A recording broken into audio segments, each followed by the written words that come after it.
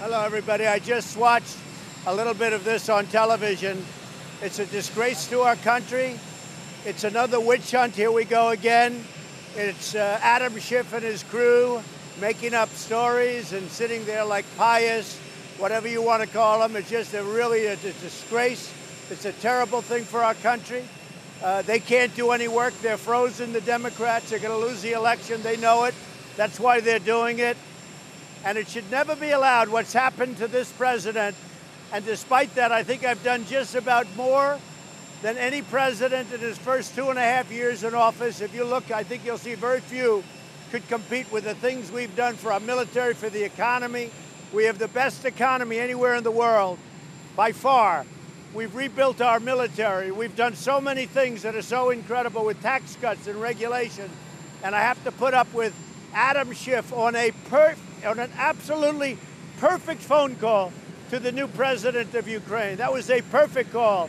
But Adam Schiff doesn't talk about Joe Biden and his son walking away with millions of dollars from Ukraine and then millions of dollars from China, walking away in a quick meeting, walking away with millions of dollars. He doesn't talk about Joe Biden firing a prosecutor. And if that prosecutor's not fired, he's not going to give him money from the United States of America. They don't talk about that. My call was perfect. The president yesterday of Ukraine said there was no pressure put on him whatsoever, none whatsoever. And he said it loud and clear for the press. What these guys are doing, Democrats are doing to this country, is a disgrace, and it shouldn't be allowed. There should be a way of stopping it, maybe legally through the courts, but they're going to tie up our country. We can't talk about gun regulation. We can't talk about anything because, frankly, they're so tied up, they're so screwed up, nothing gets done except when I do it. I'm using Mexico to protect our border because the Democrats won't change loopholes in asylum. When you think of that, and I want to thank Mexico, 27,000 soldiers they have. But think of how bad that is. Think of it. Well, we use Mexico because the Democrats won't fix our broken immigration system. We need their votes. If we don't get their votes, we can't do it.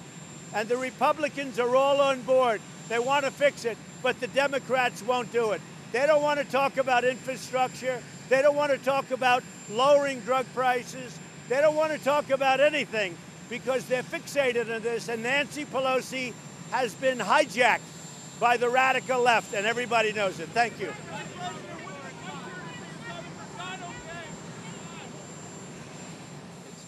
Is an impeachable offense? Based on the material that they acknowledged today, it seems to me it's awful hard to avoid the conclusion that it is an impeachable offense and a violation of constitutional responsibility. But look, I am confident in the ability of the House and Senate to deal with this. My job is just to go out and flat beat him.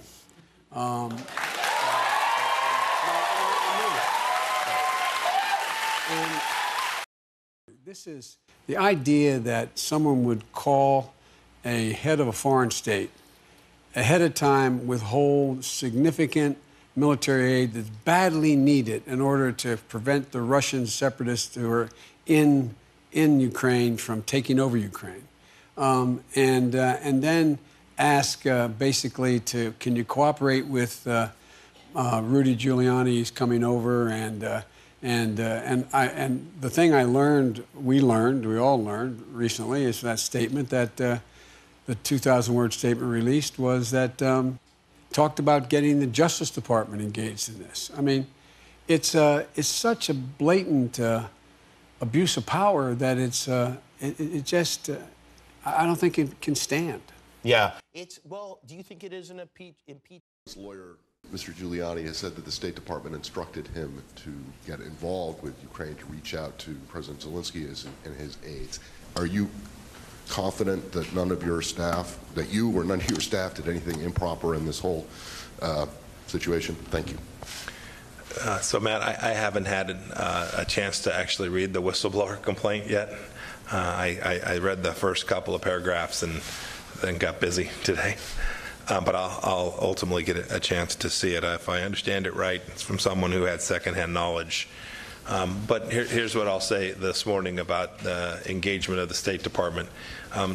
To the best of my knowledge, and from what I've seen so far, each of the actions that were undertaken by State Department officials was entirely appropriate and consistent with the objective that we've had, certainly since this new government has come into office. We have tried to use this opportunity to create a better relationship between the United States and Ukraine, to build on the opportunities to tighten our relationship, to help end corruption in Ukraine. This is what President Zelensky ran on. We're hopeful that we can help him execute and achieve that. It'd be a good thing for the Ukraine, it'd be a good thing for Europe. It would push back against Russia in important ways as well if we could achieve that objective. And the State Department has been working tirelessly to try and achieve that objective. And a long way to go, a lot of work yet to do, but everything I've seen that our team has tried to do has been aimed squarely at that foreign policy goal.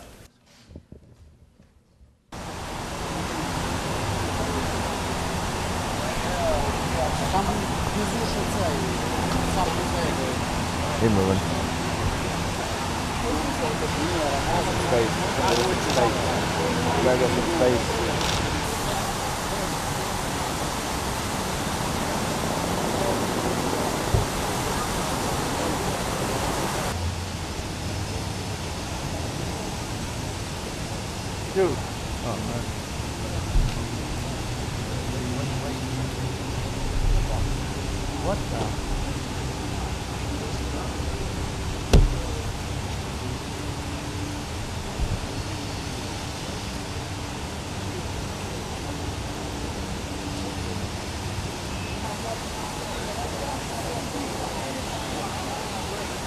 Hey, buddy, can you stand next to me?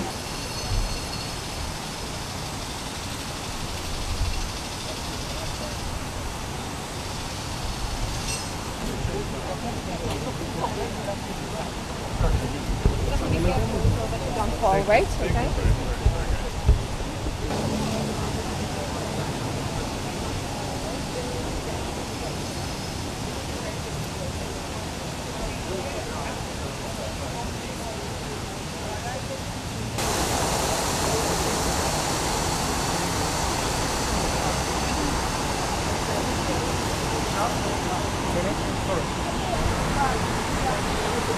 Keep going. Could you testify to U.S. on arrests if you asked to?